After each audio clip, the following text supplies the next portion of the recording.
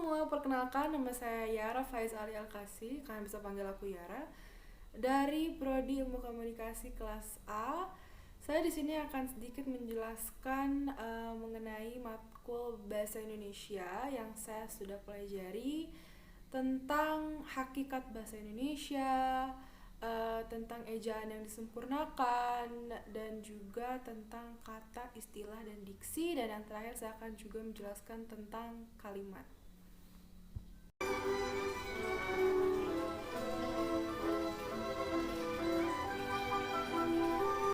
Hakikat bahasa Indonesia. Kita mampu memahami penjelasan hakikat bahasa Indonesia dari aspek sejarah perkembangannya, kedudukan dan fungsinya, dan variasi bahasa Indonesia. Sejarah bahasa Indonesia berawal dari bahasa Melayu yang disahkan menjadi bahasa Persatuan Pemuda pada tanggal 28 Oktober 1928. Perkembangan bahasa Indonesia didorong oleh kebangkitan nasional hingga kini. Bahasa Indonesia menjadi bahasa yang digunakan oleh seluruh masyarakat Indonesia. Selanjutnya yang saya akan bahas adalah tentang fungsi bahasa Indonesia.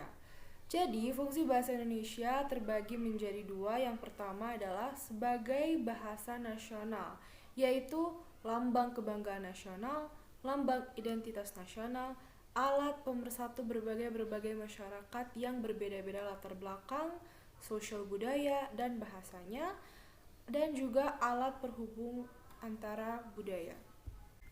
Fungsi kedua adalah sebagai bahasa negara, yaitu bahasa resmi kenegaraan, bahasa pengantar resmi di lembaga-lembaga pendidikan, bahasa resmi di dalam perhubungan pada tingkat nasional untuk kepentingan perencanaan dan pelaksanaan pembangunan serta pemerintahan, dan yang terakhir bahasa resmi dalam pengembangan kebudayaan dan pemanfaatan ilmu pengetahuan serta teknologi modern. Variasi bahasa. Apa itu variasi bahasa? Jadi, variasi bahasa menurut Aslinda adalah bentuk-bentuk bagian atau variasi dalam bahasa yang masing-masing memiliki pola yang menyerupai pola umum bahasa induksinya. Berikut beberapa variasi bahasa. Ada variasi bahasa resmi dan tidak resmi, ada variasi bahasa dialektual, ada variasi bahasa kaum terpelajar, variasi bahasa bidang khusus, variasi bahasa baku dan tidak baku, variasi baku tulis dan baku lisan.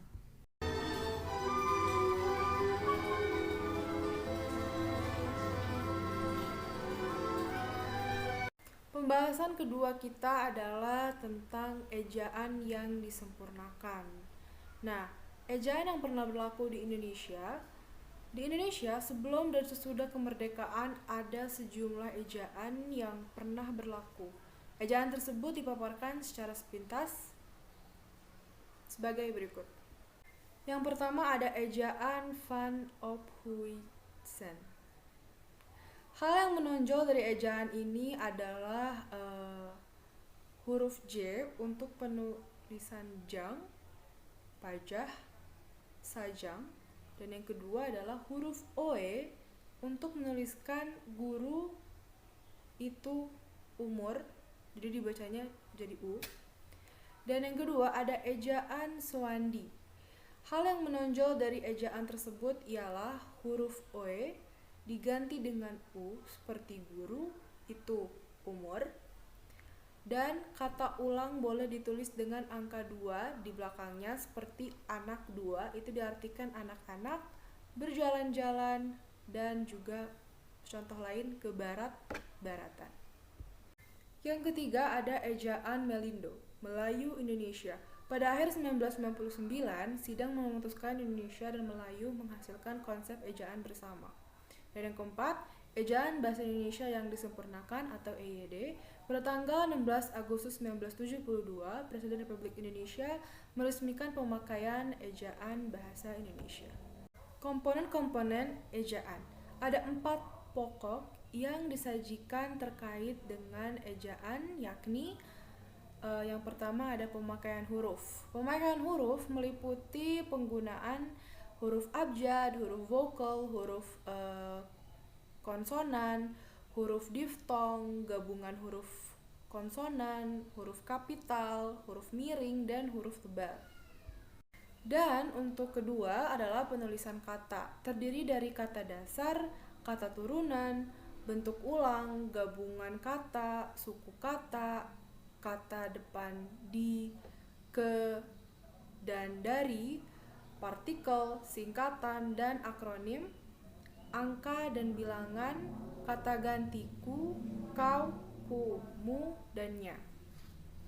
Dan yang ketiga ada pemakaian tanda baca. Terdiri dari tanda titik, tanda koma, tanda titik koma, tanda titik dua, tanda hubung, tanda pisah, tanda tanya, tanda seru, tanda elipsis, tanda petik, tanda kurung siku, tanda garis miring, dan tanda pengikat. Dan yang terakhir yang keempat adalah penulisan unsur serapan.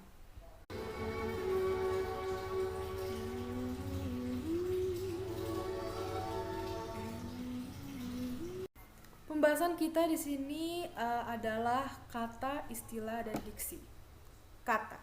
Secara umum, menurut sudut pandang fonologi, kata dapat dirumuskan sebagai bentuk lingual yang memiliki urutan fonem yang tetap. Artinya, fenom-fenom yang menjadi unsur pembentuk kata itu tidak dapat diubah urutannya, baik melalui pengubahan posisi setiap fonem atau sebagian fonem dalam kata maupun dengan penambahan, pengurangan, dan penyisipan satu fonem pada kata tersebut. Contoh, ramah diubah menjadi hamar, mahar, dan marah. Sumber kata berasal dari bahasa Melayu, dari bahasa Serumpun, dari bahasa Sanskerta, dari bahasa asing, dari bahasa Arab, Tamil, Parsi, dari bahasa Belanda, Inggris, dan Portugis, dan dari bahasa Cina, Latin, dan Italia. Istilah. Istilah dapat diartikan sebagai kata atau gabungan kata yang memiliki makna khusus dan penggunaannya terbatas pada ranah kegiatan atau bidang keilmuan tertentu. Istilah itu sifatnya monosemantis. Contohnya morfologi. Semakin tampak bahwa makna khusus yang dimiliki suatu istilah berlaku hanya pada bidang keilmuan tertentu. Dengan kata lain, kemonosemantisan suatu istilah tidak berlaku dalam bidang keilmuan yang berlainan. Sumber istilah berasal dari bahasa Melayu, dari bahasa-bahasa daerah, dan dari bahasa-bahasa asing. Diksi. Diksi adalah pilihan kata di dalam tulisan yang digunakan untuk memberi makna sesuai dengan keinginan penulis. Pemilihan diksi yang tidak tepat menyebabkan perbedaan makna dan pesan penulis tidak tersampaikan.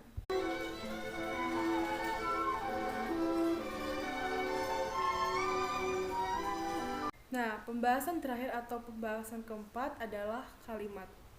Pengertian kalimat. Ada dua hal penting yang berkenaan dengan konsep kalimat, yaitu konsisten dasar dan intonasi final. Konsisten dasar kalimat biasanya berupa klausa yang di dalamnya terdapat unsur-unsur minimal sebuah kalimat, yakni unsur subjek dan unsur predikat. Unsur-unsur ini membangun keutuhan makna sebuah klausa. Jika sebuah klausa diberi tanda baca atau intonasi final, suatu kalimat akan terbentuk. Klausa merupakan konsisten inti kalimat karena secara aktual dan potensial dapat menjadikan kalimat-kalimat lazim. Unsur-unsur kalimat. Sebuah kalimat terdiri atas beberapa unsur-unsur. Unsur-unsur itu meliputi subjek, predikat, objek, pelengkap, dan keterangan. Biasanya unsur yang selalu hadir dalam kalimat adalah unsur subjek dan unsur predikat. Jenis kalimat. Kalimat dapat diklasifikasikan ke dalam beberapa jenis, yakni yang pertama berdasarkan jumlah subjek dan predikatnya, dan yang kedua berdasarkan kelengkapan fungsi sintaksisnya, dan yang ketiga berdasarkan susunan fungsi sintaksisnya.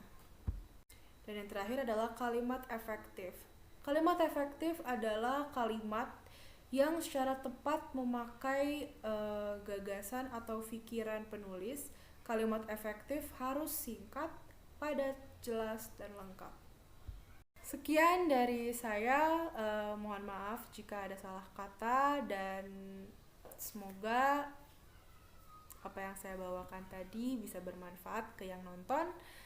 Jangan lupa untuk like dan comment. Mungkin untuk saran dan kritik boleh banget, bisa di komen di bawah. Sampai jumpa lagi. Assalamualaikum warahmatullahi wabarakatuh.